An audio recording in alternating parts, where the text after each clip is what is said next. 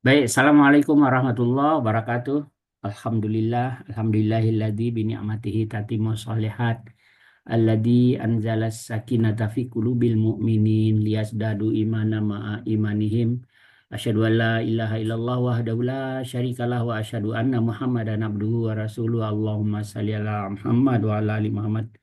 Bila puji dan syukur kita panjatkan kepada Allah Subhanahu wa taala, pagi hari ini Allah masih memberi kita hidup, Allah masih memberi kita sehat ya, dan memberi kita iman sehingga kita bisa berkumpul pagi hari ini untuk dalam kajian yang luar biasa ini Al-Hikam Bapak Ibu, hikmah-hikmah yang luar biasa yang sumbernya dari hadis dan Al-Qur'an tentunya. Dan pagi hari ini kita masuk ke hikmah 3334, kalau bisa selesai dua hikmah. Hikmah tiga-tiganya, Allah tidak terhijab oleh apapun.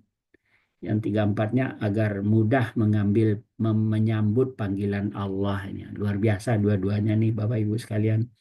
Baik Bapak Ibu sekalian, kita mulai acara kita dengan sama-sama baca basmalah. Bismillahirrahmanirrahim. Kepada Ustadz kami persilakan. Baik, terima kasih banyak Pak Mas. Bismillahirrahmanirrahim. Assalamualaikum warahmatullahi wabarakatuh. Alhamdulillah. Alhamdulillah, alhamdulillahi rabbil alamin. Wassalatu wassalamu ala ashrafil anbiya wa khatamil mursalin. Sayyidina wa nabiyyina wa maulana Muhammadin wa ala alihi wa sahbihi ajma'in. Subhanaka la ilma lana illa ma 'allamtana innaka antal alimul hakim. Rabbi shrah li sadri wa yassir li amri wahlul 'uqdatam min lisani yafqahu qawli. Wasaddid lisani wahdi qalbi bihaqqi sayyidina Muhammadin sallallahu alaihi wasallam. Amma ba'du fa ya ayyuhal hadirun wal hadirat. Segenap Bapak Ibu jamaah dan peserta kajian online Husnul Khotimah Institute, Senin pagi yang insya Allah Senin ini kita akan mengkaji kitab Al-Hikam sebagaimana yang biasa kita lakukan. Mudah-mudahan Allah meridhai langkah kaki kita, Allah meridhai kegiatan taklim kita sehingga Allah berikan berbagai macam limpahan rahmat dan anugerahnya kepada kita semua. Salawat teriring salam mari kita curah limpahkan kepada junjungan kita baginda Nabi besar Muhammad Sallallahu Alaihi Wasallam serta seluruh keluarga, para sahabat dan pengikutnya hingga yaumil qiyamah. Mudah-mudahan semua yang hadir pada kesempatan pagi hari ini kita kelak mendapatkan syafaat dari baginda Rasulullah Sallallahu Alaihi Wasallam. Amin ya rabbal alamin. Baik Bapak Ibu, kita mulai dengan hikmah ke-33. Bismillahirrahmanirrahim. Qala Syekhul Mu'allifu rahimahullahu ta'ala wa adaman naf'a bihi wa bi barakati ulumihi wa bikum fid dharaini amin. Radhiyallahu ta'ala anna wa ankum. Al-hikmatu tsalitsatu wa tsalasun, hikmah ke-33. Al-haqqu laysa bimahjubin wa innamal mahjubu anta anin nadhari ilaihi. Idh law hajabahu syai'un lasatarahu ma hajabahu. Walau kana lahu satirun lakana liwujudihi hasiran. Wa kullu hasirin li syai'in fahuwa lahu qahirun. Wa huwal qahiru fauqa ibadih. Nanti di penggalan terakhir itu ayat itu ya, wa huwal qahiru fauqa ibadih, ya, di surat Al-An'am yang ini nih. Quran surat Al-An'am surat ke-6 ayat 18. Oke.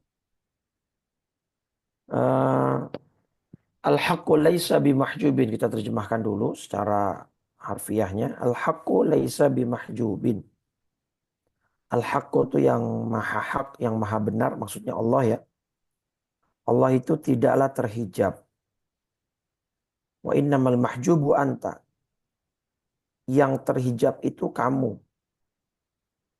Wa anin nadhari ilaihi, dari kemampuan Anda melihatnya. Karena kalau ada sesuatu yang menghijab Allah, maka sesuatu itu pasti akan menutupi Allah. Kalau Allah ada yang menutupi, ada satir gitu ya, ada penutup yang menutupi Allah, yang menghalangi Allah, maka keberadaan Allah, wujudnya Allah itu terbatas. Karena ada yang menutupi gitu. Wa kullu hasirin, dan setiap pembatas itu fahuwa lahu qahirun. Pasti dia menguasai atau mengelilingi yang dibatasi. Nanti kita jelaskan. Padahal dialah Allah yang al-qahir. Dialah Allah yang maha penguasa. Ya, fauqa ibadi, terhadap hamba-hambanya. Oke. Pertama Syekh Buti menjelaskan begini, Pak Ibu. Ada perbedaan antara ucapan misalnya matahari terhalang dari saya. Ya, matahari terhalang dari saya, dariku gitu ya, dari pandanganku. Terhalang dari saya. Dan kalimat ya, saya terhalang ya, saya terhalang untuk melihat matahari. Beda nggak? Nah, perbedaannya di mana? Matahari terhalang dari saya. Maka ketika kalimatnya matahari terhalang dari saya, maka hijabnya atau penghalangnya ada di dekat si matahari ini. Mungkin terhalang awan gitu ya. Ya, kabut mungkin. Kabut atau mungkin terhalang oleh pesawat gitu ya. Sehingga kita tidak mampu melihat matahari. Nah, maka penghalangnya ini ada di dekat matahari. Ketika kalimatnya matahari terhalang dari saya. Tapi kalau kalimatnya saya terhalang untuk melihat matahari, maka penghalangnya ada di dekat kita. Ya, maka penghalangnya ada di dekat kita. Atau bahkan bagian dari kita sendiri. Mungkin mata kita gitu kan. Yang minus atau bahkan mungkin tunanetra atau ada penyakit gitu ya. Mungkin ada katarak atau mungkin ada apalah di mata kita sehingga kita tidak mampu untuk melihat matahari. Maka penghalangnya di dekat kita. Kalau kita mengatakan saya terhalang untuk melihat matahari. Nah, maka yang kalau kita kaitkan dengan Allah Subhanahu wa taala, maka Allah nggak terhalang oleh apapun, Bapak Ibu. Kalaupun ada seorang manusia yang tidak mampu melihat kebesaran Allah sehingga tidak mengakui keberadaan dan eksistensi Allah, bukan Allahnya yang terhalang. Ya, bukannya Allah yang terhijab, tapi si manusia inilah yang terhalang. Berarti penghalangnya ada di dalam diri dia. Kalau Allahnya mah nggak terhalang apapun gitu, nggak ada. Karena kalau Allah dikatakan Allah terhalang dari saya atau terhijab dari saya, berarti penghalangnya atau hijabnya ada di dekat Allah, gitu kan? Nah, ketika kita mengatakan ini berarti Allah tertutup oleh si hijab ini, penghalang ini. Dan kalau Allah tertutup atau terhalang oleh si hijab ini atau penghalang ini, maka si penghalang ini akan menguasai Allah gitu ya. Ini dulu, maka keberadaan Allah, wujudnya Allah akan terbatas. Ya enggak Bapak Ibu? Nah gini misalnya, yang namanya rumah, kemudian dia punya pagar, gitu ya, tembok, dia di depan pagar besi misalnya. Nah di sekelilingnya kan ada tembok gitu ya untuk, nah apa guna dari tembok atau pagar ini Bapak Ibu? Pembatas kan, membatasi. Oke? membatasi rumah ini dari jalan, misalnya di sini ada jalan raya. Tembok samping kanan, kiri, dan belakang membatasi dari rumah tetangga gitu kan. Di sini ada rumah lagi, di sini ada rumah lagi, di sini ada rumah lagi. Nah, kalau dikatakan Allah terhalang oleh sesuatu, maka penghalang itu akan membatasi wujudnya Allah. Berarti wujudnya Allah ada di dalam pembatas itu. Layaknya rumah ini. Jelas ya? Dan itu bertolak dengan akal sehat dan juga dalil-dalil Quran dan hadis. Masa Allah terhalang? Padahal kita sudah sempat bahas Allah berada di dekat manusia. Aqrabu ilaihi min hablil warid. Bahkan lebih dekat dari urat leher dan urat nadinya sendiri. Ya, terus kemudian Allah berada di dekat kita, Allah berada bersama kita, kemanapun kita pergi, dimanapun kita berada. Nah, kalau dikatakan Allah punya penghalang atau ada hijabnya, ada pembatasnya, maka pembatas itu akan membatasi keberadaan dan wujudnya Allah. Dan itu mustahil. Itu satu hal. Maka nggak boleh dikatakan Allah terhalang. Seperti layaknya tadi kita bilang matahari terhalang, berarti kan penghalangnya dekat matahari. Nah, kemudian kalau Allah dibatasi oleh pembatas, ya, kalau Allah dihijab atau dihalangi oleh sebuah penghalang, dibatasi oleh sebuah pembatas, tadi konsekuensinya pertama berarti wujud Allah terbatas, artinya dibatasi. Ya, ruang geraknya, kemudian keberadaannya sendiri Allah terbatas karena dibatasi oleh penghalang tadi, hijab tadi. Nah, itu mustahil. Nah, yang kedua, yang namanya penghalang atau hijab ini seperti pagar atau tembok, Bapak Ibu. Berarti kan dia lebih besar daripada yang dibatasi. Ya enggak? Pagar itu kan berarti di sisi terluar ya. Tembok juga di sisi terluar dari bagian rumah itu kan. Untuk membatasi dari jalan raya dan rumah tetangga kanan kiri belakang misalnya.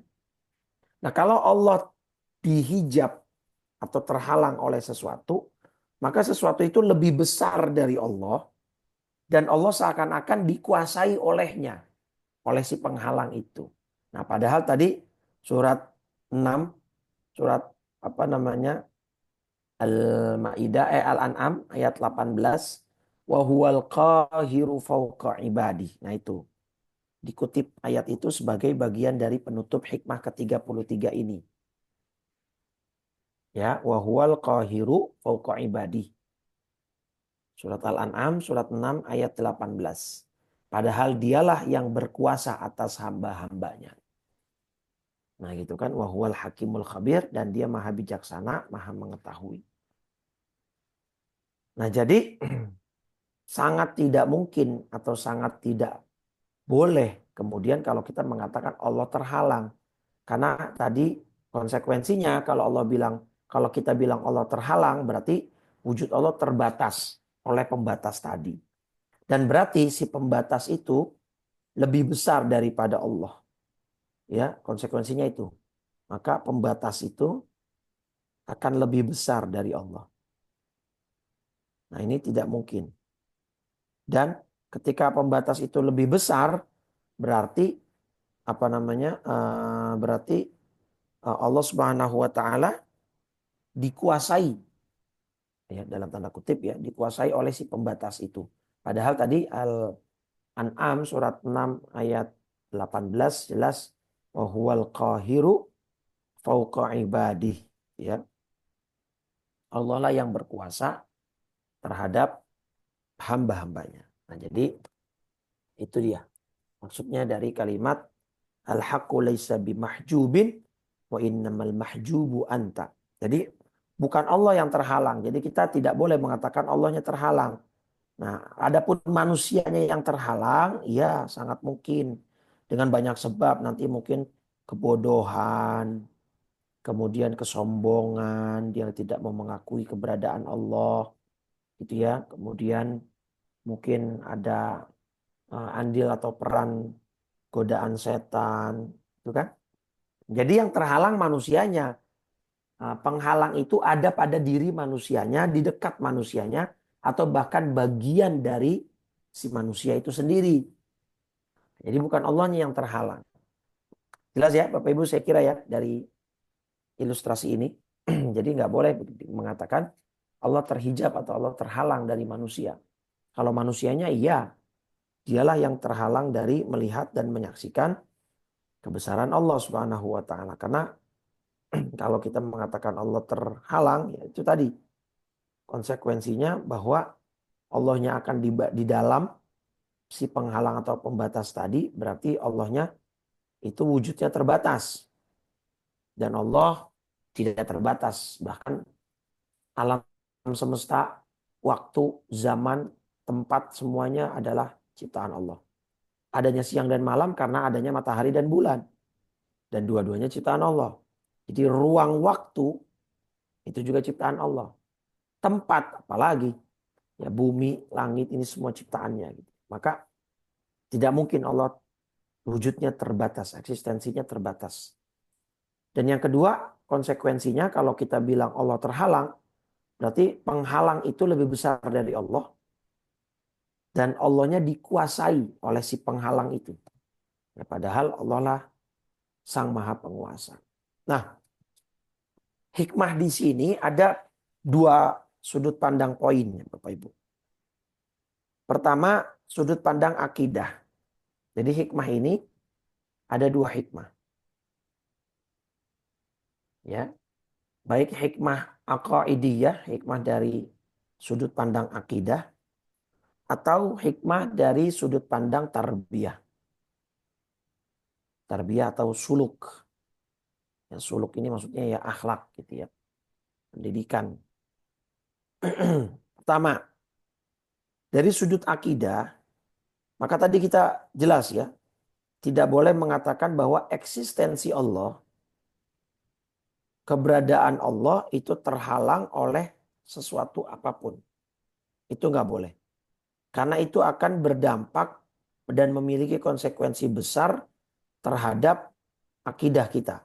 Berarti kalau kita tadi mengatakan wujud Allah terbatas, ya berarti Allah tidak maha kuasa. Ketika Allah tidak maha kuasa, ya tidak mungkin jadi Tuhan. Karena yang berlabel Tuhan harus Sang Maha Kuasa. Nah ini aja terbatas. Ada yang membatasi. Berarti ya tidak boleh seperti itu. Namanya Tuhan itu harus Maha Kuasa. Nah, maka Allah Subhanahu Wa Taala wujudnya tidak terbatas oleh apapun. Nah, itu dari sisi akidah itu kita harus meyakini itu. Bahwa Allah Subhanahu Wa Taala yang menciptakan alam semesta ini, Allah lah yang berkuasa dan Allah yang mengatur segala-galanya. Rabbul alamin.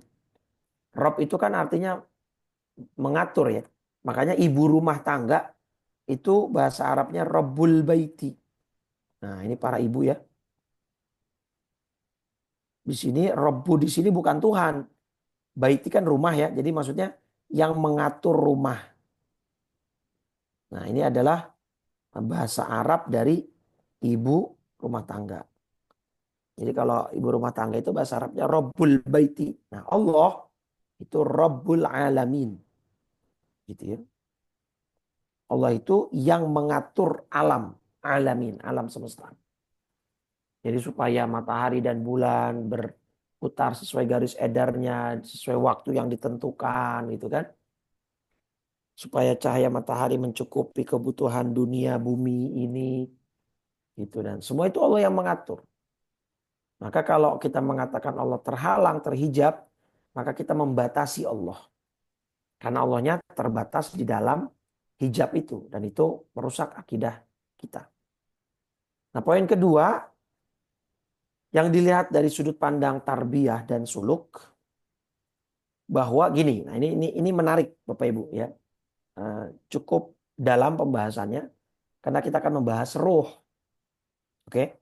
Dan ini cukup menarik, bahkan sangat menarik untuk kita renungi bersama gitu ya. Jadi mudah-mudahan ada ilmu baru yang akan kita dapatkan. Poin kedua, ketika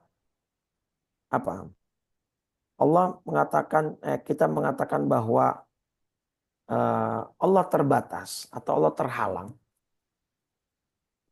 itu sangat bertentangan dengan ketentuan Allah yang menentukan bahwa setiap manusia itu terhubung dengan Tuhannya.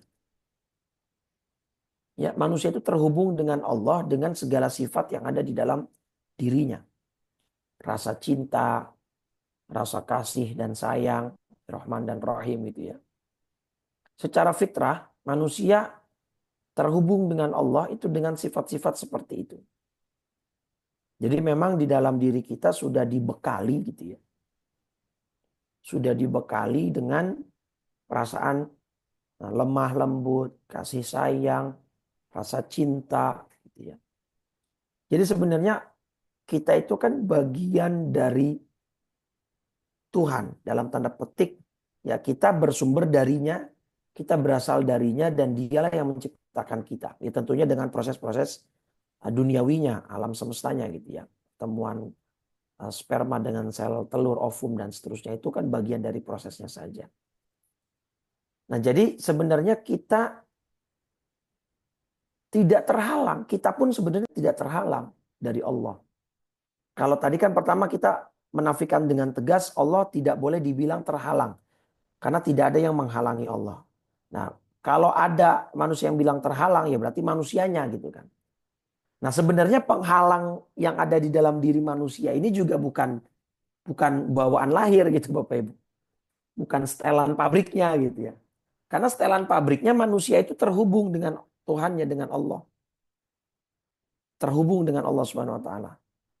Ya. Nah, adapun manusia yang terhalang itu biasanya kemudian dia jadi lupa terhadap Allah, dia jadi nggak tahu terhadap Allah, terjadi bodoh, dia jadi jauh dari Allah Subhanahu wa taala.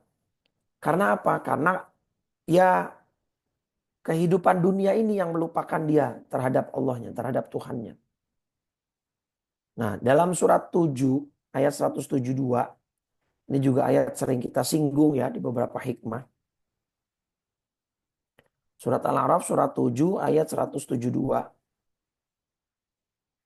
Ini kan Allah berfirman, wa idz akhadha rabbuka min bani adama min zuhurihim dzurriyyatahum wa ashhadahum ala anfusihim alastu bi rabbikum qalu bala syahidna. Dan ingatlah ketika Tuhanmu mengeluarkanmu dari sulbi atau tulang belakang anak cucu Adam. Ya, jadi sempat saya singgung bahwa Nabi Adam ketika baru diciptakan di surga itu punggungnya pernah diusap oleh malaikat atas perintah dari Allah. Kemudian berjatuhanlah dan bertaburanlah benih-benih kecil gitu ya. Yang itu adalah cikal bakal manusia. Ya. Nah kemudian di alam ruh itulah Allah mengambil persaksian kita terhadap ruh kita. Seraya berfirman, alastu birabbikum, bukankah aku ini adalah Tuhanmu? Maka mereka menjawab semua, betul. Engkau adalah Tuhan kami dan kami bersaksi atas yang demikian itu. Nah inilah yang kemudian tadi Syekh Buti katakan sebenarnya manusia setelan pabriknya gitu ya, fitrah awalnya itu punya hubungan dekat dengan Tuhannya. Yaitu melalui alaqatur ruh, hubungan ruh ini. Itu loh Bapak Ibu. Nah pertanyaan selanjutnya atau mungkin ada yang bertanya-tanya, Ustadz itu kan di alam ruh. Kita saat itu nggak pernah tahu dan nggak dengar. Bahkan kita nggak pernah ingat, pernah diambil persaksian kita semacam ini. Kita nggak ada ingatan itu. Telinga kita juga nggak pernah mendengar itu. Mata kita juga nggak ada memori tentang itu. Nah terus sama Syekh Buti dijawab. Memang nggak akan ingat. Sekarang gini. Apakah di alam ruh saat tadi dalam surat Al-A'raf. Surat 7 ayat 172 ketika Allah mengambil persaksian kita. Kita sudah punya telinga Bapak Ibu. Telinga itu kan bagian terpisah dari ruh. Telinga itu adalah alat yang menempel pada jasad fisik. Mata juga begitu, lisan juga begitu. Ya. pendengaran juga begitu, penglihatan juga begitu, sama. Semua itu adalah alat untuk kita bisa mendapatkan informasi gitu. Tapi di alam arwah saat kita diambil persaksian tadi, kita belum punya itu. Jadi nggak mungkin kita memang ingat dan tahu bahwa kita pernah mengalami fase itu, memang nggak akan ada ingatan itu gitu loh. Kalau kita mengandalkan panca indera gitu loh. Nah, tapi kalau kita mengandalkan ruh kita merenung gitu ya. Makanya kan ada istilah bersemedi gitu ya, menyatu dengan alam gitu ya. Itu secara fitrah roh kita sudah punya MOU. Jadi hubungan kita dengan Allah itu dekat. Jadi sebenarnya nggak bisa juga dibilang, wah manusia atau saya terhalang dari Allah. Ya memang faktanya banyak yang terhalang dari Allah. Tapi bukan karena fitrahnya. Karena fitrah manusia ini dekat dengan Allah. Punya hubungan dan terhubung dengan Allah. Dengan Tuhannya melalui ruh itu tadi. Gitu ya. Dan ruh ini adalah intisari dari kita gitu. Karena jasad ini besok di akhirat, apakah kita akan pakai jasad yang sama Bapak Ibu? Fisik yang sekarang ini, apakah fisik yang sama yang akan kita dapatkan di akhirat? Enggak, diganti. Dalilnya yang paling jelas ketika Nabi ditanya oleh seorang ajuzah, seorang nenek gitu ya. Ya Rasul, apakah saya masuk surga? Kata Nabi, ibu nggak masuk surga gitu, bercanda. Dalam konteks maksud Nabi nggak bohong. Nah, ibu dalam kondisi fisik seperti ini gitulah. Itu nggak masuk surga karena yang masuk surga nanti adalah fisik yang berbeda. Makanya juga di alam kubur nanti Bapak Ibu itu kan ulama tauhid atau ulama akidah berselisih pendapat. Yang diazab atau yang mendapat nikmat nanti di kubur itu ruh saja atau ruh plus jasad. Karena jasad kita kan hancur dimakan tanah, dimakan cacing, dimakan rayap gitu ya. Jasad kita yang ini, fisik kita yang ini gitu ya. Nah, apakah nanti di azabnya itu ruh saja atau ruh dengan jasad? Kalaupun jasad, apakah jasad yang ini atau jasad yang baru? Nah, itu perdebatan ulama ada di sana gitu. Yang pasti ruh akan merasakan gitu. Jadi ruh ini adalah command, Bu. Command from Allah. Sekarang gini, ini ada video menarik Bapak Ibu, mungkin bisa ditonton ya. Supaya nggak jenuh kajian kita, biar ada ininya. Nah ini. Cara suaranya biar keluar gimana ya? Sebentar. Audio. Lanjutan audio on. Oke, coba ada suaranya nggak? Nah kita ulang. Ada suaranya, Pak Mas? Ada. Ada ya? Ada. Ada, oke baik. Coba disaksikan dulu sekitar 1,5 menit. Nanti kita bahas sama-sama. If the angel of death comes right now, takes your ruh, okay? You're still standing. Imagine you're able to stay erect. The body is there. Sure. Right now, before the angel of death came, can you see me? Yes. Can you hear me? Yes. Can you speak? Yes. Yes. Now the angel of death comes, takes your ruh. Same body is there. Eyes are still there. Can you see me? No. Can you hear me? No. No. The ruh is different. I'm talking the body. Yes, You the body, cannot. yeah. Can you speak? No. Tongue is there, but you can't La. speak. So the ala is there. But the ni'am, we're gone. What left you? What did he take? The ruh, The ruh. What is the ruh? the soul. Allah describes it in the Quran. وَيَسْأَلُونَكَ عَنِ الرُّوحِ. They're asking you They about ask the about the ruh. ruh, yeah. قُلْ, tell them, O Muhammad, قُلِ الرُّوحُ مِنْ أَمْرِ رَبِّي وَمَا أُوتِيتُم مِنَ الْعِلْمِ إِلَّا قَلِيلًا. Tell them it is the command of Allah. Allahu Akbar. So when the command of Allah left you, you can no longer see and hear, right? Yeah. So when the command is there, in reality, this is what we mean when we say, you only see bi-amrillah, with the command of Allah. Allah. You only hear by the command of Allah. Allah, You Allah. only speak by the command of Allah. Allah, You Allah. only move by the command of Allah. See the blessings of Allah, ya akhi. Allahu Akbar. How could you not worship this ilah? Allah, Allah. Oke, Masya jelas Allah. ya Bapak Ibu ya. Nah, itu kan ayat yang dikutip oleh orang tadi adalah surat Al-Isra, surat 17 ayat 85. Wa yas'alunaka 'anir ruh qulir ruhu min amri rabbi.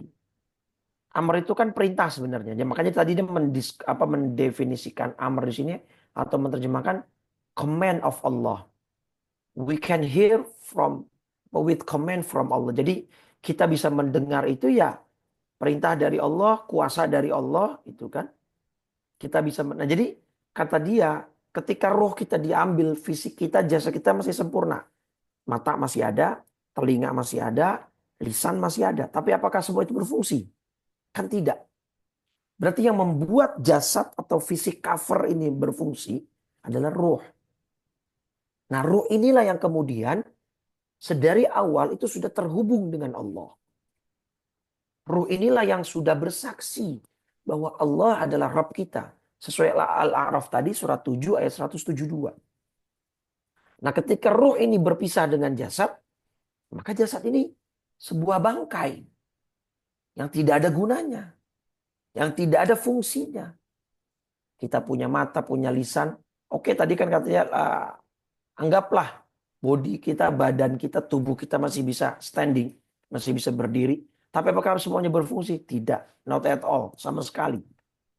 Berarti kita bisa mendengar karena ruh dari Allah. Kita bisa melihat, saya bisa berbicara saat ini menjelaskan ayat-ayat Allah dan hikmah-hikmah agung dari sang imam Syekh Ibn Athaillah. Ini dari Allah, bukan dari saya.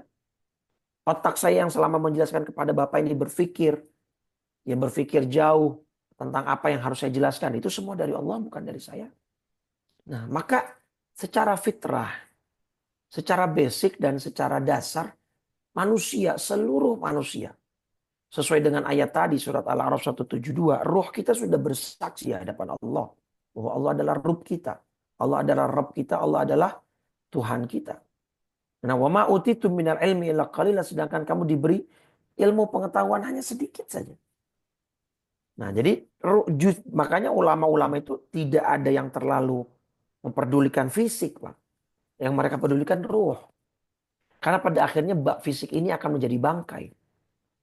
Yang akan kekal di akhirat itu adalah roh kita. Gitu ya. Nah, dengan dalil bukti bahwa nanti di akhirat Allah mengganti fisik kita dengan fisik yang baru. Ya enggak? Dengan jasad yang baru. Nah, ruh inilah yang selalu terhubung sebenarnya dengan Allah. Makanya kadang suka kita mungkin melihat fenomena orang-orang yang kafir ketika mendengar suara azan itu seperti hatinya kok kayak damai, tenang. Karena itu dia modal basicnya itu sedang bangkit lagi tuh. Ya enggak? Makanya kan hadisnya apa? Mamin mauludin yuladu illa alal fitrah. Tidaklah seorang bayi lahir kecuali pasti dalam keadaan fitrah, suci. Nah, suci di situ maksudnya apa? Bukan maksudnya hanya suci dari dosa, bukan, Bapak Ibu.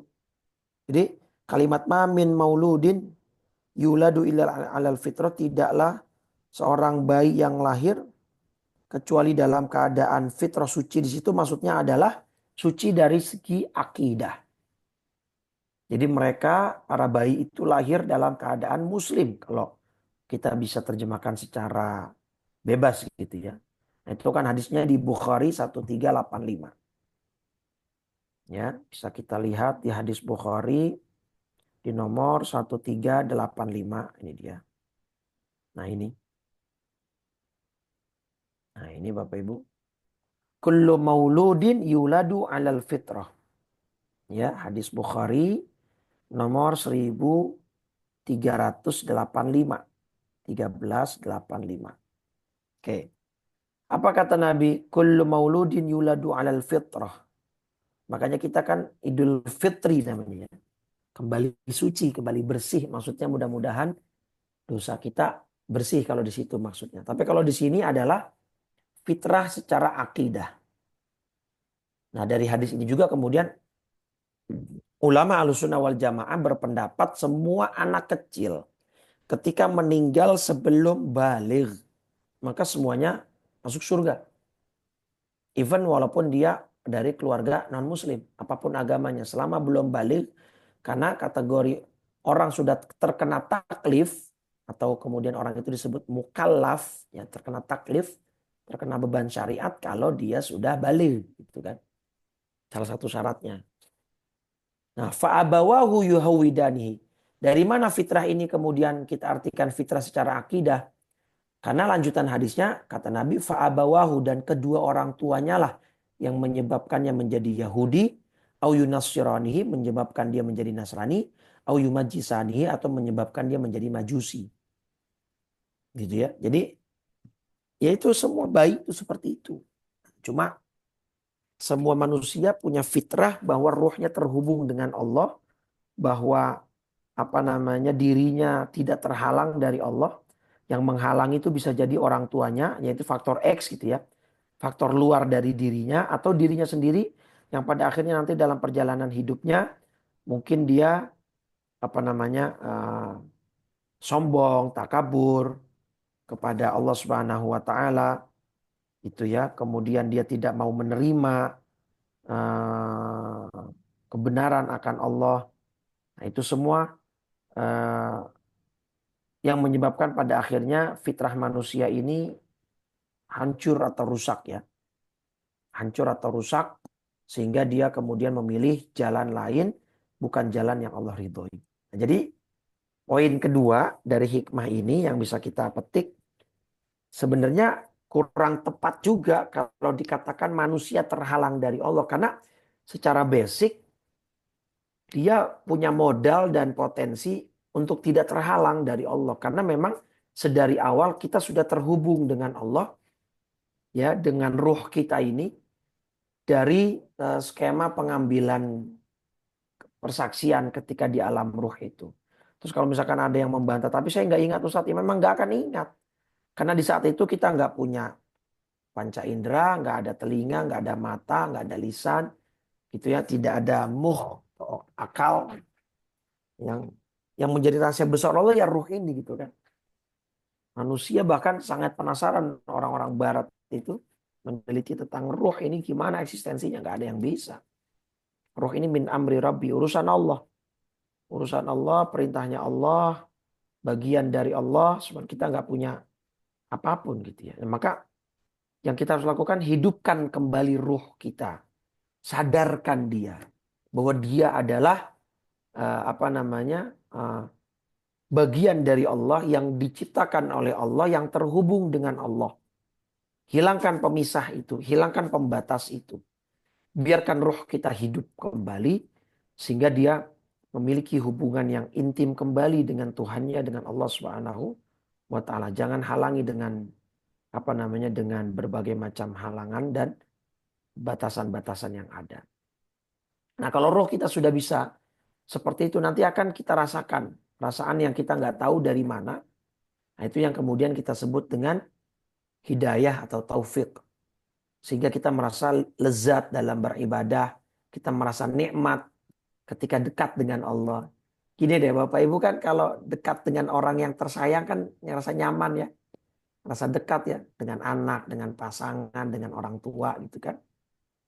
Nah, ruh kita itu punya potensi itu. Makanya dulu kan sempat rame itu ya. Itu salah satu guru saya juga, Buya Ar-Razi Hashim ya.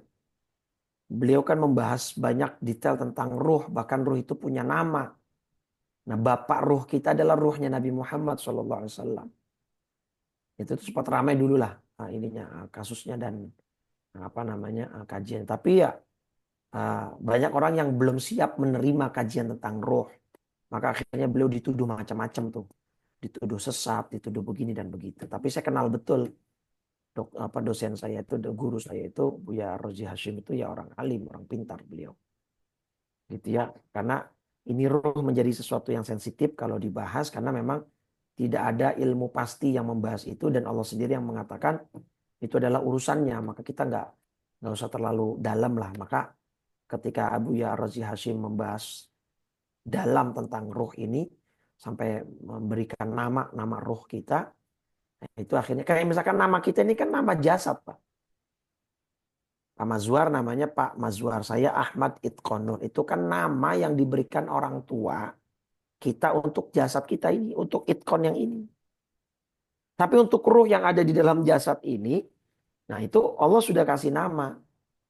Ya, Nabi Muhammad SAW udah kasih nama buat ruh umatnya gitu. Jadi ruh kita punya bapak yaitu ruhnya Nabi Muhammad SAW.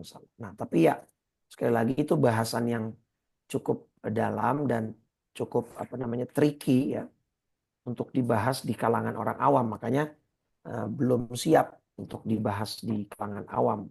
Nah, kesalahannya atau kekeliruannya Abu Ya Rosy Hashim itu ya membawa kajian tentang roh itu ke panggung orang awam gitu sehingga ya penerimaannya ya bervariatif. Yang lebih banyaknya adalah menolak gitu ya karena tidak lumrah kajian seperti itu. Nah, maka tugas utama kita Bapak Ibu adalah membuat ruh ini kembali hidup dan menghilangkan pembatas-pembatas antara ruh kita dengan Tuhannya, dengan Allah Subhanahu wa taala. Nah, salah satu cara kita atau ikhtiar kita menghilangkan pembatas itu ya dengan kajian seperti ini. Kita menyadarkan ruh kita, ayo dong bangun dong. Kamu kan dulu udah ketemu dengan Allah. Kamu kan ini dulu sudah berjanji kepada Allah dengan janji setia, janji tauhid tadi Al-A'raf 172 bahwa Allah adalah Rob kamu. Ayo dong, kok sekarang kamu jadi jauh ya dari dia? Kok kamu sekarang jadi gak kenal dia lagi ya? Ada apa nih? Nah kita coba hilangkan ya penghalang itu. Hilangkan hijab dan pembatas itu. Jadi sebenarnya nggak betul juga kalau dikatakan manusia terhalang dari Allah. Paham ya? Kalau Allah terhalang dari manusia kan sangat tidak boleh gitu ya. Sangat berbahaya kalau kita bilang begitu, jelas tidak boleh. Kalaupun bisa kita katakan ya tadi manusianya yang terhalang. Makanya kalimat Syekh Ibn Athaillah wa innamal mahjubu anta, yang terhalang itu kamu. Tetapi dijelaskan oleh Syekh Buti sebenarnya secara dasar manusia harusnya sudah terhubung dengan Allah gitu. Kayak gini deh Bapak Ibu. HP gitu ya, ini HP. Kan di beberapa merek HP gitu ya. Itu kan atau kebanyakan HP sekarang lah, WiFi ini WiFi. Kan jaringan WiFi di rumah kita sudah tersimpan ya. Jadi kalau di merek HP saya yang Huawei ini, walaupun nanti di luar rumah WiFi-nya saya matikan gitu ya. Seperti ini misalnya nih, WiFi saya matikan gitu, terus saya keluar rumah, sampai rumah ya untuk yang merek Huawei HP saya ini, walaupun saya tidak mengaktifkan kembali secara manual ya fitur WiFi yang ada di handphone saya, dia sudah otomatis nyala dan terhubung. Kenapa? Karena sebelumnya sudah terhubung. Nah, tapi kalau di beberapa merek HP kayak yang satu lagi ini Xiaomi, dia nggak ada fitur itu. Jadi kita harus menyalakan manual gitu. Nah, berarti ada penghalang nih kalau di HP Xiaomi. Kita yang harus hidupkan WiFi itu supaya terhubung kembali. Nah, roh kita seharusnya bisa kayak si Huawei ini gitu loh. Seharusnya ketika kita lagi sholat harusnya otomatis terhubung. Ketika kita lagi ibadah zikir harusnya langsung otomatis terhubung. Ya, ketika kita lagi bekerja harusnya tetap terhubung. Ketika kita sedang menjadi pejabat harusnya tetap terhubung. Jadi nggak berani korup. Kita menjadi pedagang harusnya tetap terhubung. Otomatis ya nggak perlu kita nyalakan manual dengan berzikir dengan sholat gitu. Harusnya tetap terhubung. Ketika kita lagi menjadi pedagang, menjadilah pedagang yang jujur kan begitu. Tetapi namanya manusia, nggak semuanya fiturnya begitu, otomatis terhubung begitu. Jadi harus dinyalakan WiFi-nya. Nah, menyalakannya itu dengan ibadah supaya bisa terhubung gitu, Pak. Nah, kalau WiFi-nya terus mati, dia nggak usahakan hidupkan, ya nggak akan terhubung sampai kapanpun, Bapak Ibu. Nah, makanya kemudian ada hadis kan, as-salatu mi'rajul mu'min. Sholat itu mi'rajnya orang beriman, Bapak Ibu. Oh, itu dibahas panjang sama Syekh Ali Jum'ah, Syekh Buti. Kan Isra Mi'raj itu yang kita tahu ya hanya untuk Nabi kan, Bapak Ibu. Tapi hadisnya mengatakan as-salatu mi'rajul mu'min. Sholat itu adalah proses mi'rajnya orang beriman. Nah, yang mi'raj ini apanya Bapak Ibu? Orang tubuh kita di bumi kan, tubuh kita di dunia. Terus yang mi'raj apanya? Nah, kemudian dijelaskan yang mi'raj itu adalah ruhnya secara rasa, secara feel gitu ya. Jadi ya walaupun mungkin ada yang bilang itu bukan hadis ya. As-sholatu mi'rajul mu'min itu sebuah kalam ulama saja yang ingin menegaskan, ya kalau ada yang bilang hadis itu pun hadisnya dhaif gitu lah ya. Tetapi secara makna betul gitu. Nah, jadi ini saya kasih sekedar satu tips Bapak Ibu. Hadis maudhu atau hadis palsu pun ya, itu yang kita tidak boleh lakukan adalah menisbatkan hadis itu ke Nabi. Kayak misalkan gini. Bapak Ibu pernah dengar kalimat, ini ilmu pengetahuan ya di luar konteks pembahasan kita ya. Tapi penting untuk saya jelaskan. Ada kalimat begini, makanlah apa? Saat lapar, Berhenti sebelum berhentilah, kenyang. ya berhenti sebelum kenyang. Nah, ini banyak orang salah sangka dianggapnya hadis. Nah, menisbatkan kalam ini kepada Nabi itu yang nggak boleh. Karena ini maudhu, palsu. Dalam arti palsu, bukan Nabi yang ngomong. Paham ya? Jadi kita tidak boleh menisbatkan hadis ini kepada Nabi. Jadi kita nggak boleh bilang bahwa ini adalah Nabi yang ngomong. Itu haram, dosa. Tetapi apakah substansi dari kalimat ini salah? Belum tentu. Jadi boleh Bapak Ibu mengamalkan isi. Karena ini kalimat sebenarnya dari seorang tabib di zaman Imam Ghazali. Ya, di zaman Imam Ghazali ada seorang tabib diminta untuk mengobati seorang raja.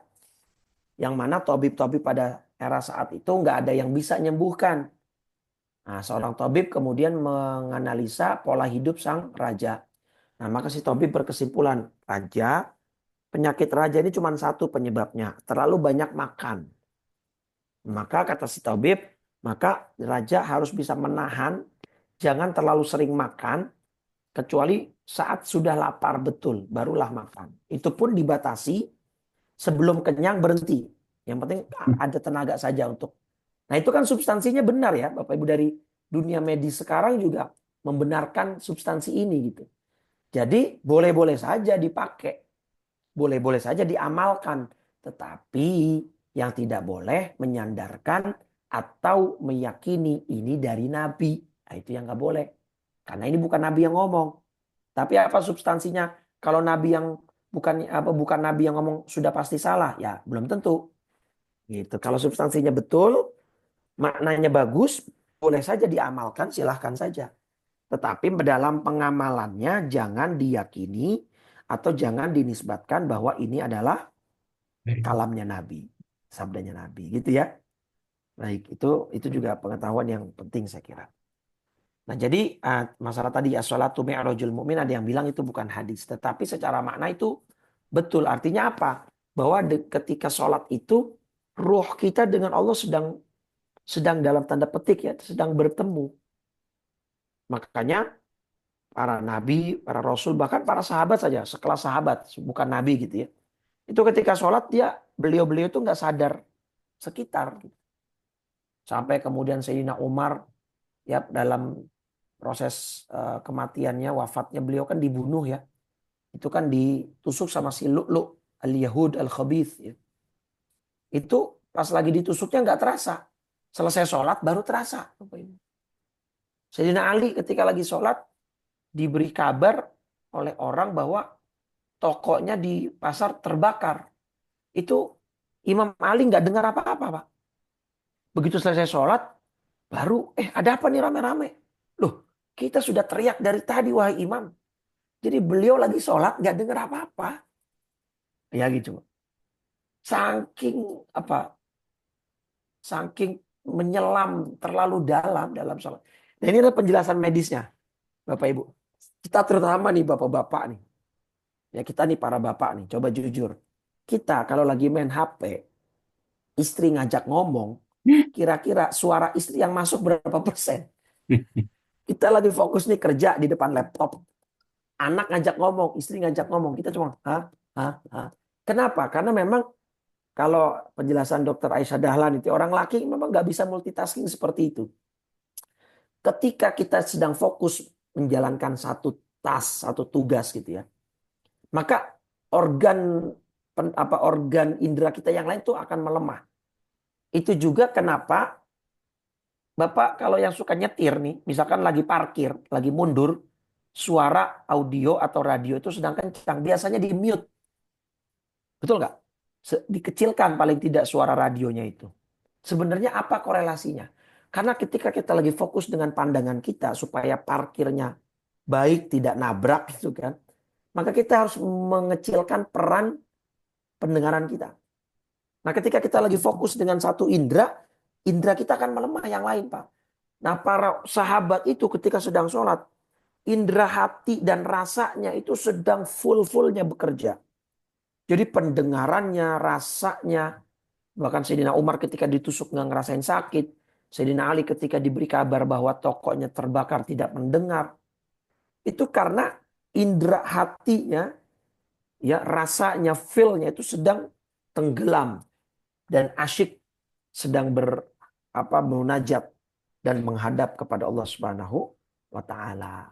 Nah, itu kira-kira kita bisa nggak itu sampai level kayak begitu gitu ya. Sampai kita rindu dengan sholat gitu. Asyik kalau lagi sholat tuh kerasa asyik karena kita dekat dengan Tuhan kita, dengan Allah. Ruh kita kembali ke pangkuannya, kembali menghadapnya, layaknya kita dekat di pasangan, dekat dengan anak, kita ngerasa nyaman, kita ngerasa itu adalah rumah kita gitu ya. Nah itu Bapak Ibu yang kita harus lakukan. Tugasnya adalah manusia ini harus menyingkirkan segala penghalang, pembatas yang membatasi dia dengan Allah. Karena ruh kita itu pernah berjumpa dengan Allah, pernah berdialog dengan Allah dan bersaksi kepada Allah bahwa Dia adalah Rabb kita, Dia adalah Tuhan kita.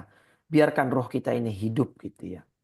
Nah, maka kata Syekh Buti, gimana caranya untuk menghilangkan penghalang itu? Maka kita harus fokusnya ke ruh, Bapak Ibu.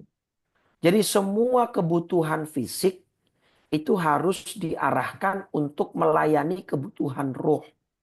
Bukan sebaliknya. Kita butuh makan, ya silakan makan. Kita butuh minum, ya silakan minum. Karena ruh kita ini sekarang sedang bertempat. Wadahnya itu, kalau bahasa virus, mungkin kalau kita ingat di zaman corona, virus itu kan butuh inang ya. Untuk dia bertempat. Nah ruh kita itu sekarang inangnya adalah tubuh yang ini. Kita harus rawat, harus jaga inang ruh kita ini. Karena dengan inang ini kita bisa sholat. Kalau fisik kita sakit, kita nggak bisa sholat secara sempurna, Bapak Ibu. Mungkin nanti bisanya duduk gitu kan. Atau bahkan mungkin nggak bisa sholat karena mungkin sakit. Jadi kita menjaga ruh ini agar menjadi tempat yang baik. Menjadi inang yang baik untuk ruh kita menghamba kepada Allah. Jadi ini hanya media ini. Ini hanya alat. Nah maka jangan terlalu fokus ke fisik. Maksudnya terlalu fokus, terlalu memanjakan fisik. Makan yang berlebihan. Ya kan, minum yang manis-manis berlebihan. Sehingga nanti fisiknya sakit. Diabetes, gula. Maka nanti ruh akan berkurang. Porsi ibadahnya, porsi mengabdinya kepada Rabbnya. Gara-gara fisiknya kita nggak jaga. Gara-gara inangnya rusak. Virus kan begitu Pak. Kalau inangnya rusak dia pindah cari inang lain kan. Kan kayak gitu Pak. Ya, seperti itulah kurang lebih analoginya. Nah jadi kerjakanlah atau lakukanlah kegiatan fisik yang kemudian untuk membantu ruh kita tetap selama mungkin untuk bisa beribadah. Jadi kalau kita doa ya Allah panjangkan umur saya bukan untuk supaya fisik ini lebih lama menikmati kenikmatan dunia. Kalau kita kan gitu Pak ya. Panjang umur biar bisa jalan-jalan terus. Panjang umur biar bisa makan enak terus. Sehat biar bisa kulineran. Gitu. Jadi kita masih fisik oriented nih Pak. Bu. Ya jujurlah saya juga begitulah. Kita manusia masih suka ya jalan-jalan. Masih suka kulineran. Jadi kita selalu orientasinya untuk melayani fisik. Nah, padahal ulama itu minta panjang umur, minta fisik jasad yang sehat untuk supaya menjadi pelayan ruh. Jadi fisik ini harus menjadi pelayan ruh kita. Kebutuhan ruh kita lebih lebih nah bahasanya ini, kebutuhan ruh kita lebih perlu untuk diakomodir. Nah, itu. Tapi selama ini yang kita akomodasikan, yang kita akomodir hanya kebutuhan fisik. Ya enggak? Jalan-jalan, makan-makan gitu kan. Kemudian bahkan mungkin para ibu gitu ya pakai skincarean gitu ya. Bukan nggak boleh, Bapak Ibu boleh. Bahkan ibu bapak, ibu-ibu merawat tubuh, ya merawat kulit itu demi untuk menyenangi hati suami jadi ibadah kan gitu ya. Skincarean ya perlu juga gitu ya. Krim malam, krim pagi, krim siang gitu. Nah itu cuman ulama fokusnya itu nggak ke situ. Mereka itu menjadikan fisik ini sebagai pelayan dari ruh. Karena ruh ini butuh inang untuk dia berlama-lama beribadah kepada Robnya di dunia ini. Nah maka tugas kita menjaga inang ini, menjaga fisik ini agar ruh kita untuk bisa selama mungkin beribadah kepada Allah Subhanahu wa taala gitu ya. Jadi supaya ruh kita ini akan terus terhubung kepada Allah. Nah, caranya dengan apa? Zikir, perbanyak zikir kepada Allah. Ya, perbanyak baca Quran. Ya, memperbaiki kolbu, manajemen hati kita gitu ya. Nah, inilah makanan-makanan roh kita, termasuk mendengar tausiah, nasihat, kajian seperti ini. Makanya Nabi bilang ad-dinun nasihah. Agama itu adalah nasihat ya, karena roh kita perlu. Maka roh ini perlu makanan Bapak Ibu, perlu asupan. Kalau kita nggak makan sehari aja lapar, lemes fisik kita, ruh kita juga begitu. Kalau nggak dikasih makan, lemes dia. Susah terhubungnya kepada Allah. Apa makanan ruh kita itu tadi baca Quran, zikir, ya, selalu mengingat Allah dan Robtun ni'am daiman bil mun'im. Ini penting, selalu disebutkan para ulama tasawuf, para ulama akhlak, para ulama tazkiyah. Selalu mengaitkan nikmat dengan yang memberi nikmat. Selalu mengaitkan nikmat dengan yang memberi nikmat. Hidup kita tuh diurus sama Allah Bapak Ibu. Sekarang saya tanya, Bapak Ibu, kita punya jantung di dalam tubuh. Siapa yang membuat jantung itu berdetak? Apakah kita? Kita bisa mengatur detak jantung kita? Enggak. Allah yang mengatur detakan jantung itu sehari berapa kali berdetak. Kemudian dengan detakan itu jantung akan memompa darah ke seluruh tubuh. Darah mengalir. Siapa yang mengalirkan? Kita. Kita punya tombolnya gitu on off. Untuk menonaktifkan dan mengaktifkan aliran darah. Kita enggak. Dia ngalir terus di tubuh kita. Siapa yang atur? Allah. Kita makan. Enggak salah jalan.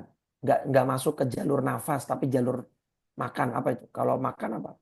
Kerongkongan ya. Tenggorokan. Itu kan. Kan ada klepnya di sini ya. Makanya itu larangan kalau kita makan sambil bercanda sambil ngobrol. Takutnya nanti klepnya kita kebuka untuk yang udara masuk. Bukan udara yang masuk malah makanan. Makanya sambil makan jangan ngobrol.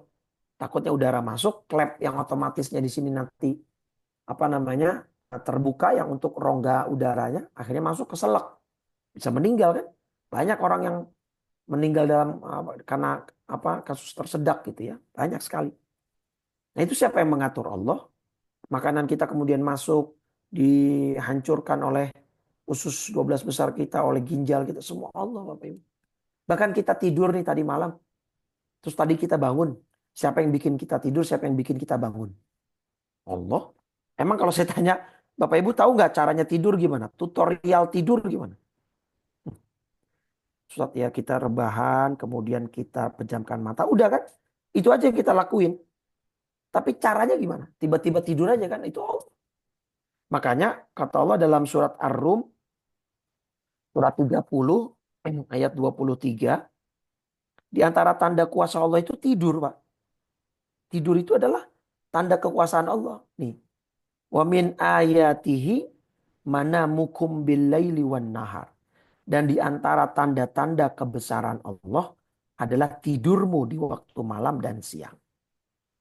Kalau kita berobat juga kan Bapak Ibu, yang menyebabkan obat itu bereaksi ya secara optimal itu apa? Obatnya apa istirahatnya?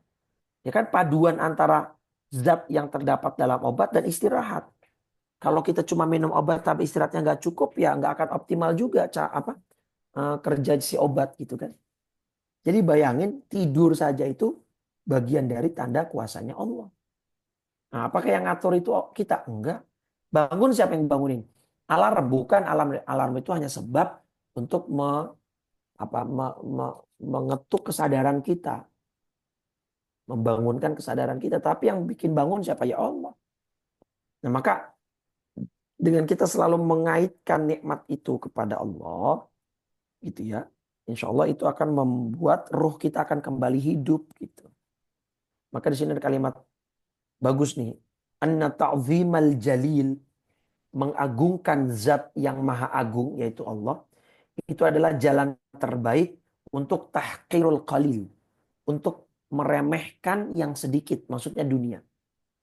Jadi ketika kita sudah mengagungkan Allah, dunia akan terasa kecil. Gitu ya. Tapi kalau kita mengagungkan dunia, nah itu Allahnya yang akan mengecil di dalam hati kita, naudzubillah. Maka agungkan Allah, besarkan Allah. Maka dunia akan terasa kecil.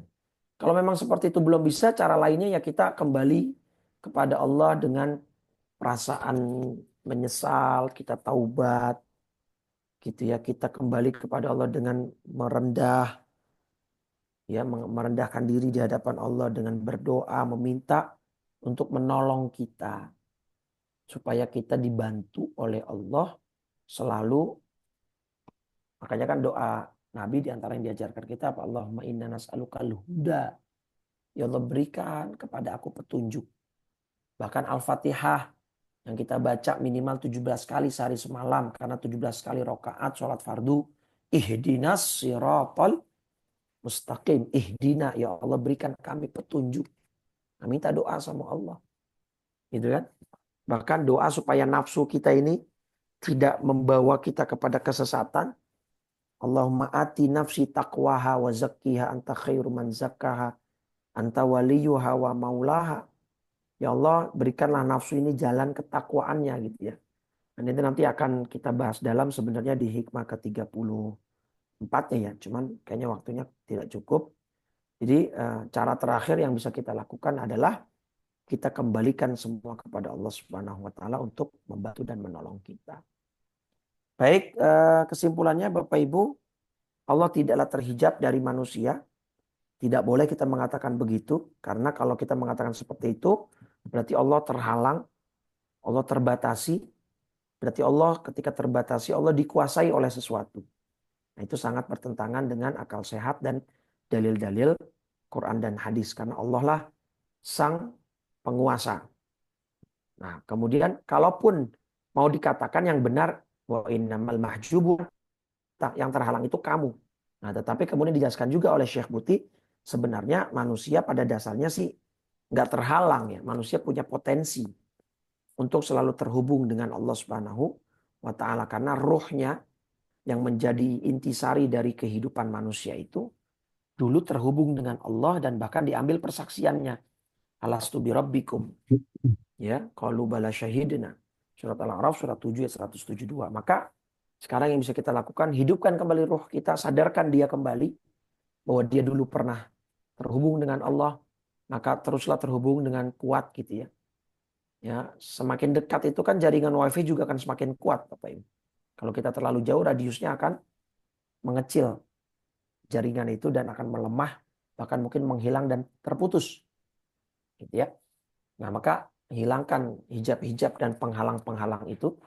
Ya, hidupkan kembali ruh kita dengan cara perbanyak zikir, perbanyak baca Quran, perbanyak ibadah, dan selalu kaitkan nikmat yang ada dalam tubuh kita, yang mana tubuh ini hanya semacam inang, hanya semacam wadah, yang harusnya wadah ini menjadi pelayan dari ruh yang menjadi intisari hidup kita, karena nanti zat ini, fisik ini akan menjadi bangkai dan akan menjadi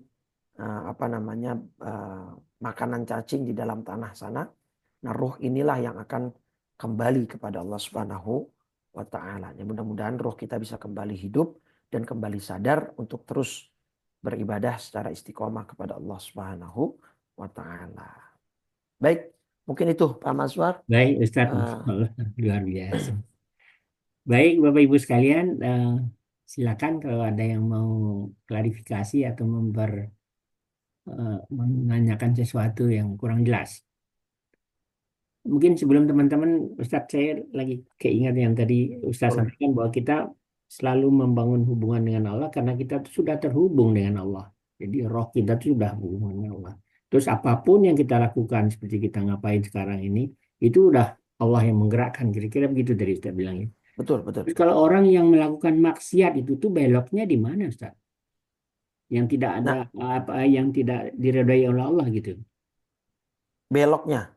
Ya, Ya, kan dia jadi udah terhubung dengan betul, secara Allah. secara secara secara basic dia sudah terhubung dengan Allah. Nah, Iya. beloknya itu, nah nanti gini, nanti di hikmah 34 sebenarnya menyambung. Kita itu kan Hmm. punya potensi sebenarnya. Nafsu itu kan, jiwa itu kan potensinya dua, Pak Mas ya. Fa'alhamaha fujuroha wa taqwaha, surat Asy-Syams. Nah, jadi kita punya nafsu. Nah, nafsu ini yang akan menjadi sedikit penghalang, yang menghalangi kita menjadi tembok lah, menghalangi kita, ruh kita terhubung dengan Allah. Nah, ketika nafsu ini kemudian dibangun di atas jalan fujurnya, ini ya kita buka saja surat Asy-Syamsnya. Jadi surat Asy-Syams surat 91 ya, di ayat ke-8 ya kalau tidak salah, iya kan? Wa nafsi wa masawwaha, nafsu ini ya punya dua jalan, fujur dan takwa. Nah, jadi sebenarnya nafsu itu sebenarnya nol tadinya. Nah, ini mau dibawa kemana? Ke kanan untuk jalan takwa, nafsu ini ya. Atau mau ke jalan fujurnya, kejahatannya. Nah, itu manusia nanti kan punya peluang, punya apa? Ruang untuk dia memilih. Nah, beloknya itu di pilihan dia. Kenapa dia memilih yang fujur? Kenapa dia milih yang jahat? Kenapa dia bisa milih yang jahat? Satu, dia punya nafsu, memang itu modal manusia semuanya. Dan ada setan yang tidak tinggal diam untuk membisikkan itu kepada dirinya supaya ruhnya terputus dari hubungannya kepada Allah. Dan nafsu inilah yang akan menghalangi, menjadi the big barrier ya antara dia dengan Allah, antara ruhnya dengan Allah. Nah, disitulah dia beloknya akhirnya. Sehingga harusnya dia lurus, kemudian ada tembok nafsu itu, ketika semakin besar, tidak dia lawan nafsu itu. Makanya kata Syekh Al-Busiri, nafsu itu seperti bayi, Pak Mas. Bayi itu, ibu-ibu nih relate lah saya kira. Kan di usia 2 tahun itu harus disapih ya. Secara medis juga harus disapih, karena memang secara Islam juga apa menyusu itu kan haulaini kamilaini, 2 tahun lah disapi, harus disapi. Tapi kan proses sapi itu berat Pak Mas. Anaknya mungkin di beberapa tipe anak ada yang sampai wah, nangis meraung-raung, ada yang mungkin cepat 1-2 hari bisa, tapi ada yang 1 minggu 2 minggu masih nangis juga. Ibunya ngebet sakit karena asinya biasanya keluar, ini nggak keluar. Proses menyakitkan dan merepotkan itu harus dilewati. Kalau sudah lewat, ke depan enak tuh. Bayinya sudah lepas dari ASI ibunya, ibunya juga sudah tidak repot lagi nyusuin anaknya. Anaknya bisa tumbuh kembang dengan baik karena dia mendapatkan nutrisi yang lebih cukup dari nutrisi di luar kan. Kalau ASINya mungkin kan, kalau orang Betawi bilang ASINya udah basi gitu kan, udah 2 tahun lebih, udah nggak ada nutrisinya gitu kan. Karena the golden age dari ASI itu kan di trimester awal ya, 3 bulan awal setelah lahir itu masih mengandung banyak inilah nutrisi gitu kan. Kalau sudah 2 tahun nutrisinya sudah banyak berkurang, sehingga kalau hanya mengandalkan ASI si bayi itu pertumbuhannya tidak akan optimal. Makanya ada namanya MPASI kan, makanan pendamping ASI gitu.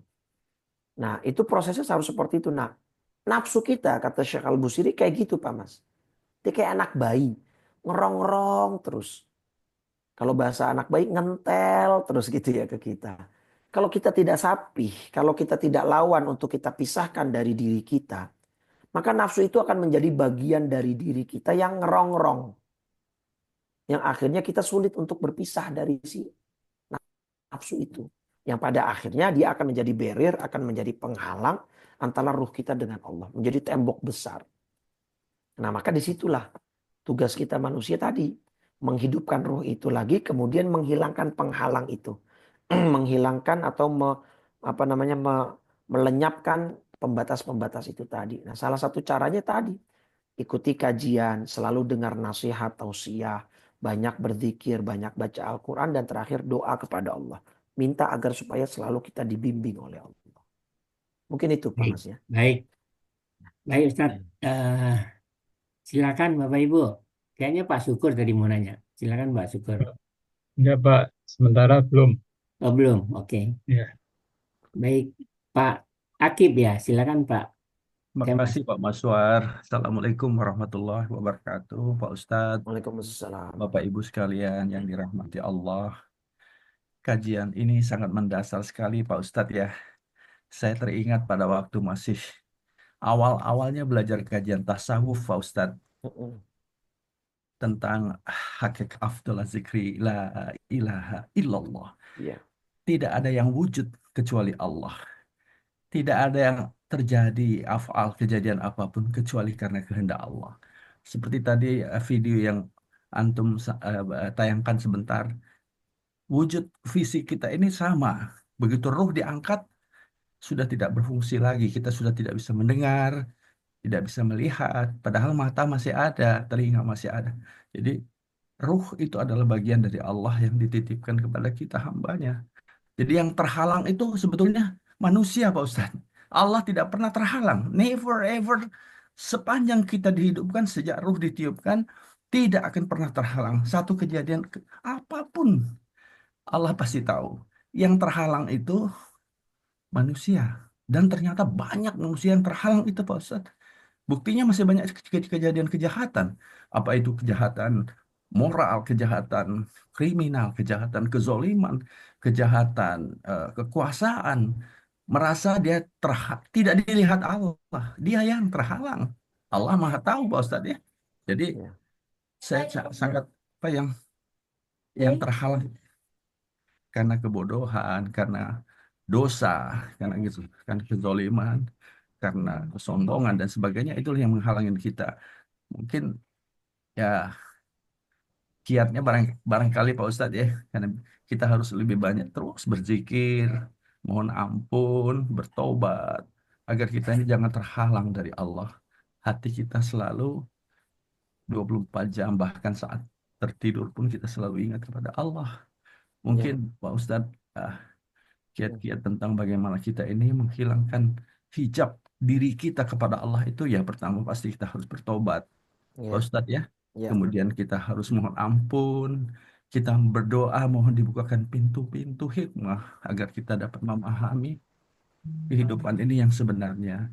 Jadi yang manusia yang terhalang itu banyak sekali Pak Ustadz. iya, Baik terang-terangan maupun sesaat lalai pada iya, saatnya dia berbuat kejahatan, iya, pasti dia saat itu terhalang. Tapi Allah tidak akan pernah terhalang. Sekecil apapun dia tahu apa yang bahkan dalam hati kita, dalam pikiran kita pun Allah Maha tahu. Jadi saya terharu sekali dengan kajian pagi ini Pak Ustadz tentang keterhalangan ini. Hakikatnya adalah dari manusia karena kebodohannya, karena kezolimannya, karena kesombongan, karena dosa-dosanya. iya, Ya itu ya Pak Ustadz ya. iya, Mohon arahan lebih lanjut. Terima kasih Pak Ustadz. iya. Assalamualaikum warahmatullahi Waalaikumsalam. Saya ada punya analogi seperti ini Pak Mas. Kita saat ini hidup di dunia digital ya. Kita tidak bisa lepas dari digital. Bahkan saat ini kita melakukan kajian versi digital gitu. Ya, ya. Kita punya handphone, kita punya gadget masing-masing yang selalu terhubung ke internet, baik wifi di rumah atau provider kartu kita kalau di luar rumah gitu ya. Kita akan selalu khawatir kalau gadget kita baterainya habis atau nggak ada internet. Anak-anak muda sekarang itu akan masuk ke awkward moment, akan masuk ke momen-momen yang canggung, yang mati gaya kalau kata anak sekarang. Kalau HP-nya itu mati itu. Bahkan anak-anak sekarang itu lebih baik dompet ketinggalan daripada HP yang ketinggalan gitu kan. Karena sekarang di HP dompet digital pun ada, mau melakukan payment apapun bisa. Jadi HP ini sekarang nomor satu, Pak Mas. Ya kan? Bahkan saya juga seperti itu karena sekarang semua kajian saya schedule-nya tercatat di kalender di handphone. Kalau ada jamaah menanyakan jadwal, saya ngelihatnya handphone. Bahkan sekarang kalau handphone saya itu mati segala macam, saya nggak tahu jadwal saya nih. Karena saya semuanya tercatat via digital, via kalender Google dan lain sebagainya. Dan itu memang sangat membantu. Maka kita itu sekarang lebih takut HP kita tidak terhubung baik karena baterainya yang mati atau karena internetnya yang apa namanya yang terputus gitu ya. Nah, tapi kita suka santai aja kalau hati kita nggak terhubung kepada Allah. Tapi kalau HP nggak terhubung nih, WA mati nih kayaknya, waduh, ya nggak. Pas waktu WA kan sempat beberapa kali down itu WA sampai 5 sampai 6 jam itu di Amerika, kerugiannya sampai jutaan dolar karena kan WA ada WA bisnis ya. Ada yang WA bisnis, jadi memang orang banyak mengandalkan bisnis ya via WA. Akhirnya orang berbondong-bondong ke Telegram saat itu kalau Bapak Ibu ingat. Jadi Telegram jadi terangkat pamornya gara-gara WA down. Bayangkan, WA down hanya 5 jam, orang panik. Ya orang kemudian mencari alternatif gitu untuk bisa terhubung dengan rekan bisnisnya, dengan temannya, dengan keluarganya, sehingga beramai-ramai berbondong-bondong mendownload Telegram. Nah, walaupun sekarang Telegram pamornya sudah turun lagi karena tidak seamless WhatsApp lah saya kira gitu ya. Jadi kita seringkali khawatir dan takut kalau HP kita tidak terhubung, tapi kalau hati kita itu qalbun ghafil gitu ya. Makanya Allah kan, Nabi kan sampai ngomong, innallaha la yaqbalu du'a, Allah itu tidak akan mengabulkan doa min qalbin ghafil, atau kama qala Rasulullah, dari hati yang lalai. Jadi salah satu syarat doa terkabul itu kan kita minta dan tahu apa yang kita minta gitu. Makanya bagusnya Bapak Ibu kalau minta pakai bahasa Arab tahu terjemahnya. Jadi tahu apa yang diminta gitu. Kalau memang nggak bisa bahasa Arabnya pakai bahasa Indonesia saja. Jadi biar tahu dia, biar fokus apa yang dia minta, tahu gitu. Nah tadi salah satu kiat dan tipsnya ada selalu berzikir. Baca Quran jangan pernah diremehkan. Baca setiap hari, jangan pernah kosong dari baca Quran. Even one day one ayah. Saya selalu ngomong itu di banyak kajian saya. Dan ini bukan campaign yang bercanda.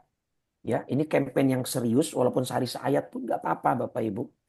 Nah, yang penting jangan sampai kosong sehari tanpa membaca ayat Quran. Itu sangat-sangat penting untuk menjaga hati kita dan roh kita agar tetap terhubung kepada Allah. Dan tadi lebihnya Robtun ni'am bil mun'im. Selalu mengaitkan, selalu mengingat nikmat ini adalah pemberian sang mun'im, sang pemberi nikmat. Jadi selalu supaya kita, ya Allah, alhamdulillah setelah makan, alhamdulillah. Setelah minum, alhamdulillah. Makanya kan dalam hadis Muslim juga saya pernah ingat tuh. Saya pernah sampaikan. Di antara amal ringan tapi balasannya langsung ridho. Jadi bayangkan. Doanya itu langsung ridho. Apa namanya? Balasannya itu langsung ridho.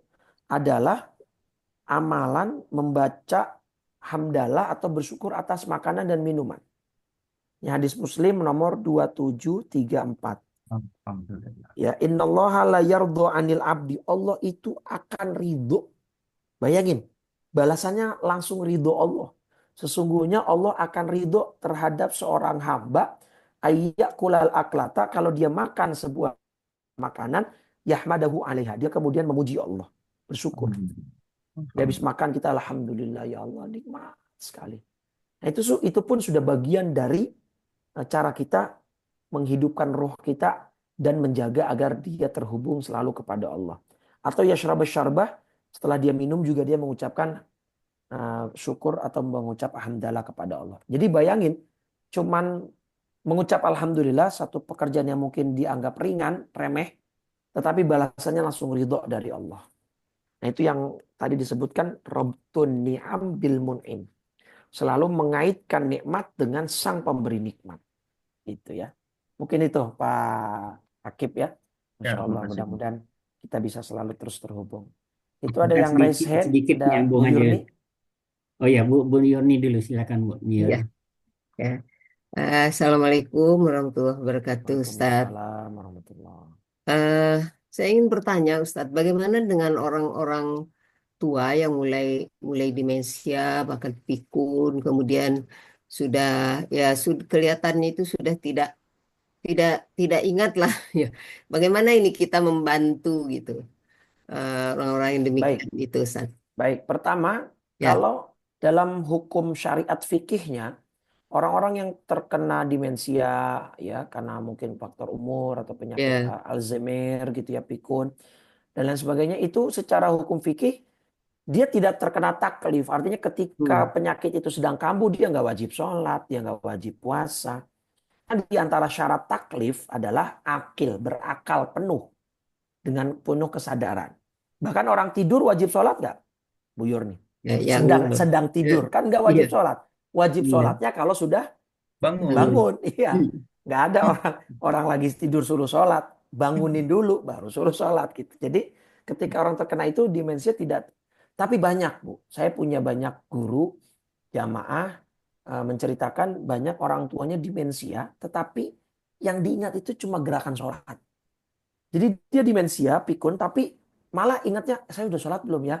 Wudhu akhirnya sholat lagi, wudhu sholat lagi. Jadi artinya kebiasaan atau habits dia yang selalu menghubungkan ruhnya dengan Allah itu bahkan tersisa saat-saat di mana inang atau fisik dia itu sudah rusak gitu ya. Kan akal itu kan bagian dari fisik kita.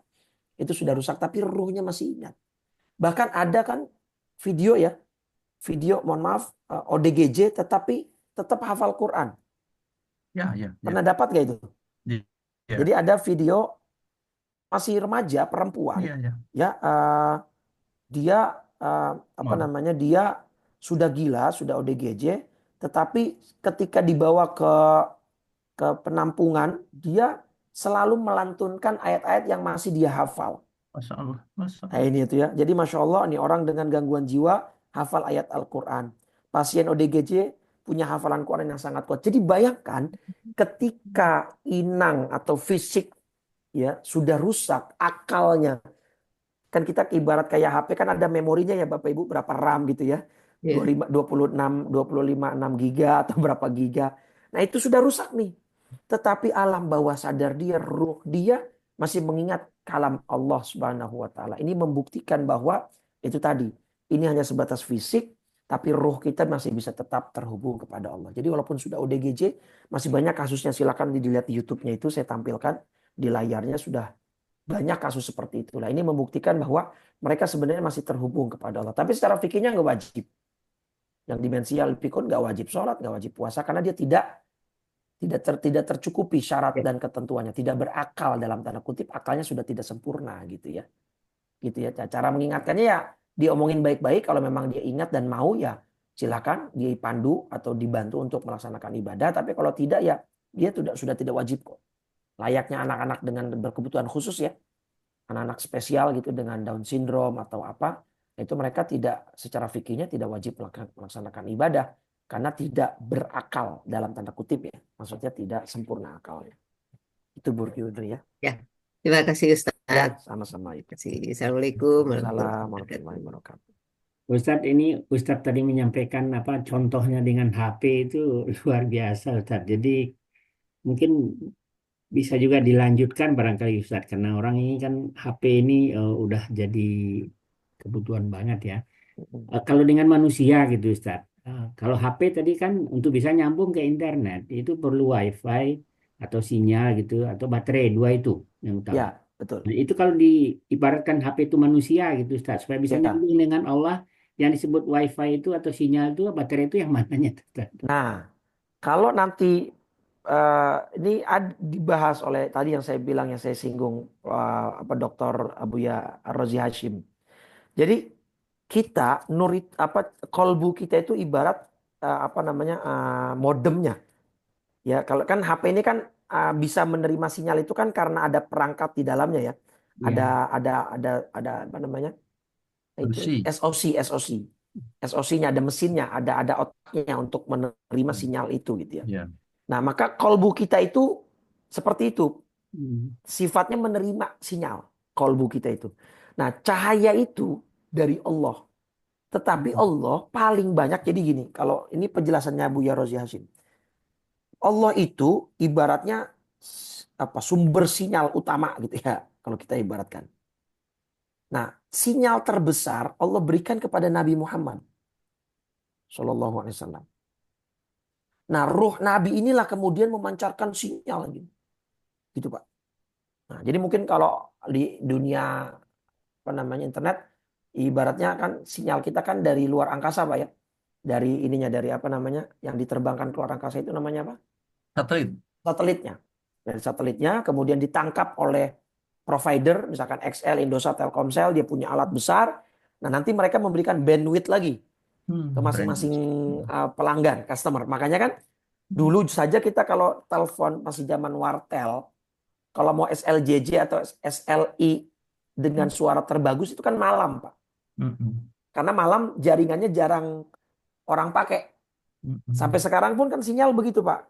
Orang-orang itu kalau mau download film atau download file dengan jumlah gigabyte yang sangat tinggi besar itu biasanya mengincarnya di malam hari karena yang pakai sedikit gitu.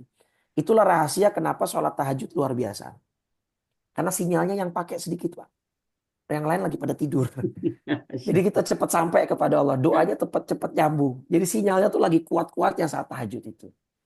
Nah, disinilah kemudian Nabi Muhammad SAW memancarkan sinyal.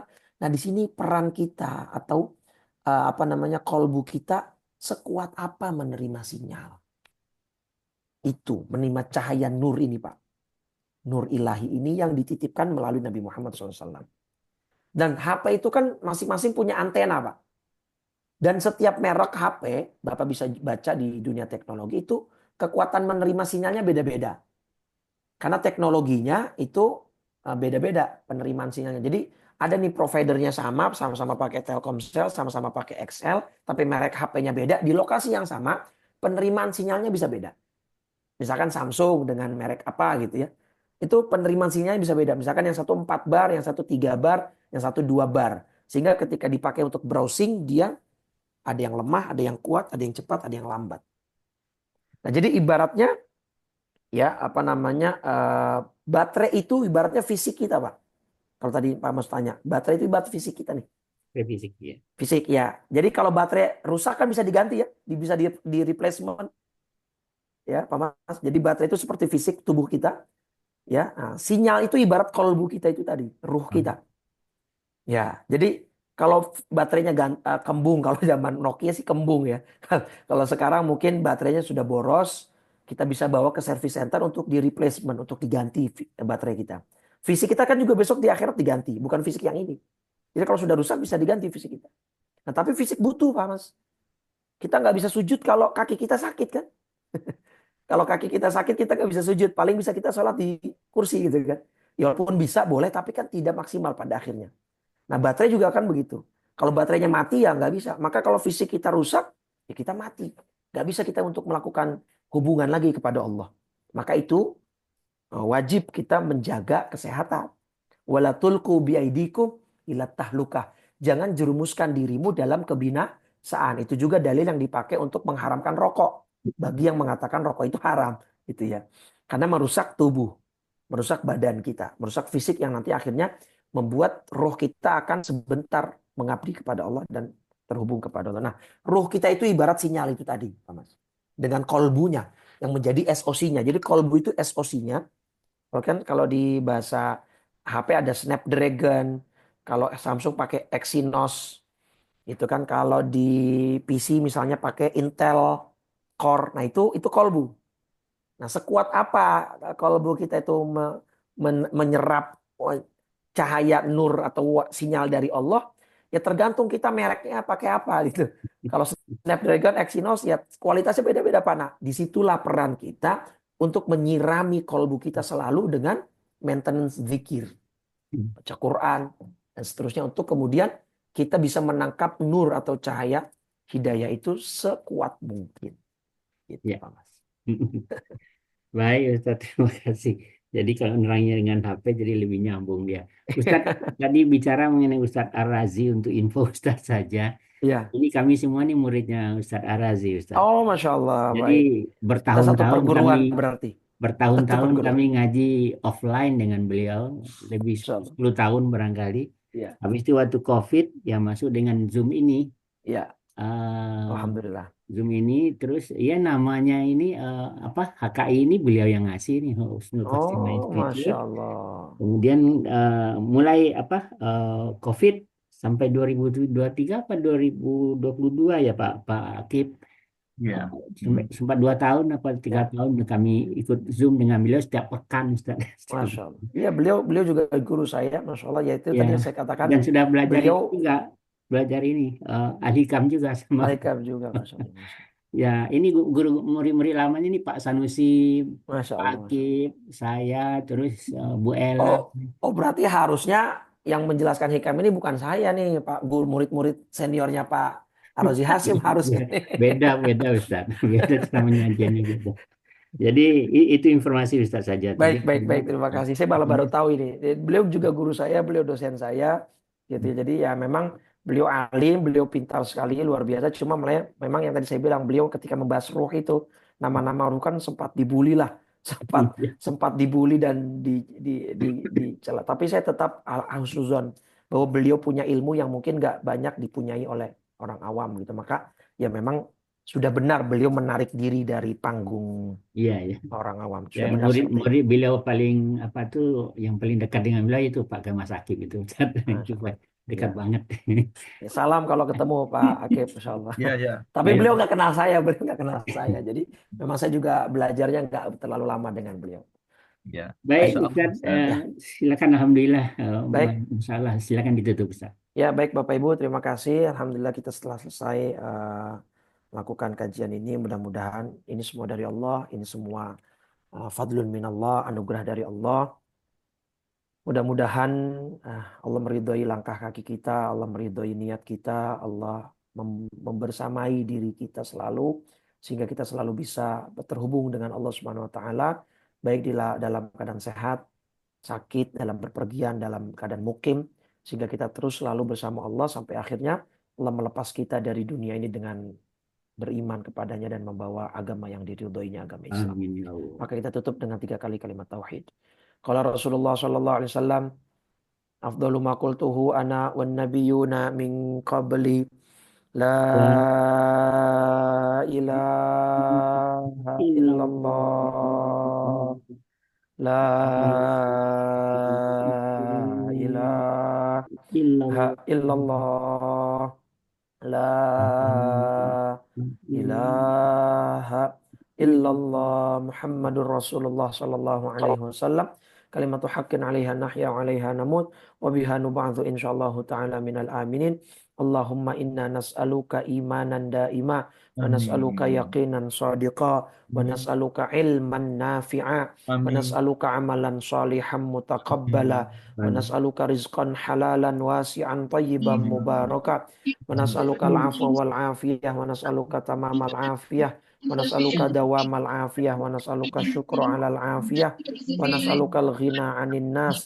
Allahumma ati nufusana taqwaha wa zakkiha anta khairu man zakkaha anta waliyuha wa maulaha birahmatika ya arhamar rahimin ya muqallibal qulub thabbit qulubana wa quluba auladina wa banatina ala dinika wa ta'atik. Allahumma inna nas'aluka husnal khatimah Amin ya wa Allah. na'udzubika min syarril aqibati wa su'il khatimah. Amin. يا محول الحول والأحوال حول أحوالنا إلى أحسن الحال ربنا آتنا في الدنيا حسنة وفي الآخرة حسنة وقنا عذاب النار وصلى الله على سيدنا محمد وعلى آله وصحبه وسلم والحمد لله رب العالمين.